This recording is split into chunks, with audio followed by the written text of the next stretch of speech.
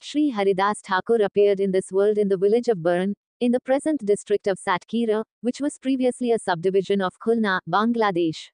By this great fortune that land has been blessed, in that the chanting of the holy names of Harinam Sankirtan became revealed there. After remaining there for some time, he came to the banks of Ganga at Fulia, near Santipur. Advaita Acharya was overjoyed to get his association and roared very loudly. The two of them thus began to float in the waves of the mellows of pastimes of Sri Krishna, Govinda. CB Adi 16.18. Sri Haridas Thakur is an eternally liberated associate of the Lord. The associates of the Lord are worshipable wherever they make their appearance. Just as Garuda appeared as a bird, and Hanuman as a monkey, Haridas Thakur appeared in a family of Yavanas Mohammedans. From his very birth he was very deeply devoted to the holy names of Sri Krishna. When he came to live by the banks of the Ganges, Advaita Acharya was very happy to get his association. The Brahmana residents of Fulia were very pleased to see how he worshipped the holy name, and they used to come every day to have his darshan. Gradually word began to spread of his glories. When the Mohammedan administrator came to know of all this, he began to burn with malice and went to the local Mohammedan king to inform him, though he is Mohammedan, he behaves as a Hindu, therefore he should be brought here for trial. Hearing the words of that sinful man, the local king, who was also very sinful, had Haridas Thakur brought there immediately. CB Adi 16.37. The Mohammedan king told Haridas, just give up this chanting and say the Kalma prayer of the Mohammedans. Haridasa Thakura replied, the Supreme Lord is one, though his names might be different. The Hindu Shastras are the Puranas and the Muslim Sastra is the Quran. Everyone acts as he is inspired by the Lord, as also do I. Some Yavanas become Hindus and some Hindus become Yavanas, to worship the Lord. O Maharaja, you can now judge me. Hearing these words, the Qazi replied that it would be necessary to punish him.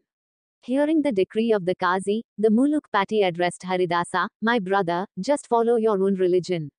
Then you will have nothing to worry about. Otherwise you will have to be punished. In reply to this, Haridasa Thakura exclaimed, even if you cut my body into pieces, I will never give up the chanting of Harinama. CB Adi 6.94. After hearing these words of Haridasa spoken with great determination, the Qazi declared, he should be beaten in 22 marketplaces. If he doesn't die after this, then I will know that the learned gentleman speaks the truth. Thus, having heard the words of the Qazi, the sinful Mulukpati then ordered that Haridasa Thakura be beaten in 22 marketplaces.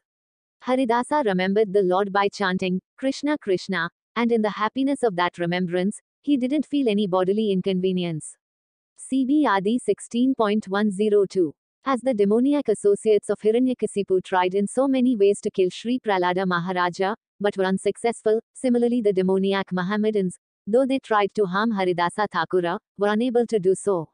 Haridasa Thakur was immersed in the nectar of the name, and thus gradually the Mohammedans could understand that he wasn't an ordinary person. Thus they humbly submitted to the Thakura, Haridasa. We can understand that you are a genuine saintly person. No one can do anything to you. But the Mulukpati won't understand any of this. Rather he will have our heads. Hearing their frightened pleas, Haridasa's external consciousness ceased and he entered into deep meditation on the Lord's holy name. Then the Mohammedans carried his body on their shoulders to the Mulukpati, who surmised that he was dead. Thinking as such, he ordered that his body be thrown in the Ganga. Haridasa's body floated down the Ganga until he reached Fulia Ghat, where he got out of the water and began to loudly chant Harinama. Seeing the greatness of Haridasa Thakura, the Mulukpati became fearful. Along with the other Mohammedans, he came there and begged Haridas Thakur to forgive him for his offense. Considering him to be a holy man, they all offered their salutations and thus were delivered from their offenses. Having witnessed the pastimes of the Thakura, the devotees were in ecstasy. Haridasa Thakur used to chant Harinama in a hollowed-out cave-like hole at the base of a tree. This cave still exists near Fulia, on the banks of the Ganga. One can get there by train from Santipura. Within the roots of this tree also lived a poisonous snake. Being fearful of the snake, the devotees couldn't remain there for very long, and one day they mentioned to the Thakura about the snake which was worrying them. Seeing the distress of the devotees, Haridasa Thakur called to that snake and spoke to him, my dear sir, if in fact you are residing here, then I am requesting that you please leave by tomorrow, otherwise I myself will definitely leave here. Hearing these words of the Thakura, that snake immediately came out of its hole, and after offering namaskar to the Thakura, it went elsewhere. Seeing this pastime, the devotees were struck with wonder and they developed profound and deep devotion for Haridasa Thakura. One time Haridasa Thakura came to a village within Jessore district named Harinodgram, which was predominantly inhabited by Brahmanas. One day during a religious discussion, one puffed Brahmana approached Haridasa Thakura and remarked, "O Haridasa, why do you chant the holy name loudly?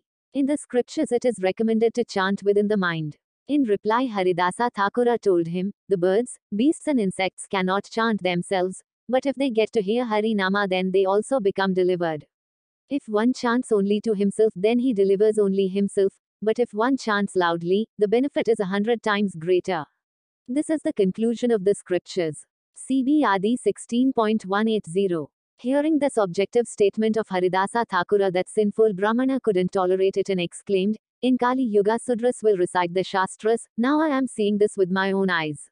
In answer to this personal insult delivered by that miscreant Brahmana, Haridasa Thakura simply silently walked out of that assembly. Within a few days that Brahmana contracted ulcerous leprosy. The result of Vavishnava Aparadha became immediately manifest. In Kali Yuga, Rakshasas take birth in Brahmana families in order to give trouble to the honest, virtuous people. CB Adi 16.300. Another time, Haridasa desired to have darshan of the Vaishnavas of Navadvipa. Everyone there became overwhelmed with ecstasy to see Haridasa. Advaita Acharya loved Haridasa as much as his own life and he would offer the first prasadam to Haridasa Thakura, which is to be offered only to high-class brahmanas after performing Pitra Shraddha, worship of his forefathers. Haridasa Thakura lived for some time at Benapal, which was within Jessore district. Every day and night he would chant 300,000 holy names.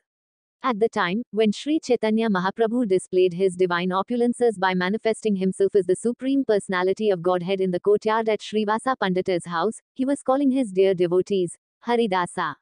When those Mohammedans were beating you, I was ready to destroy them with my Sudarsana Chakra, but as you were praying for their welfare, I was unable to do anything. CB Madhya 10.42. Therefore, I accepted their blows on my own body. Just see, the scars are still here on my body. Seeing those marks, Haridasa fainted in ecstatic love. Regaining his consciousness, he began to praise the Lord of his life. "O Lord Vishwambhara, Master of the universe, please have mercy on this sinner who has fallen at your feet. I have no good qualities and am a vile wretch, rejected by all classes of men. How can I describe your divine character?" CB Mad 20.58. Thakura Haridasa was present during most of the Lord's pastimes in Nadia, and when the Lord went to Jagannatha Puri, Haridasa also went and took up residence there. Every day, after attending Lord Jagannath's Mangal Arati, Lord Chaitanya would come to see Haridasa Thakura and would bring him some of Lord Jagannath's prasadam. When Sri Sanatana Goswami and Sri Rupa Goswami would come from Vrindavana to Puri, they used to stay with Haridasa Thakura. Haridasa, in order to maintain the etiquette, would not go near Lord Jagannatha's temple but would offer his obeisances to the Chakra on top of the temple, from a distance. As he was considered to be a Mohammedan by birth, his presence in the temple would be objectionable to those who were caste conscious. Mahamaya Devi took initiation in the Mahamantra from Haridasa Thakura and Chaitanya Mahaprabhu appointed him as the Acharya of the holy name. His departure from this world, in the presence of Chaitanya Mahaprabhu, is fully described by Sri Krishna Dasa Kaviraja Goswami in the Antya Leela of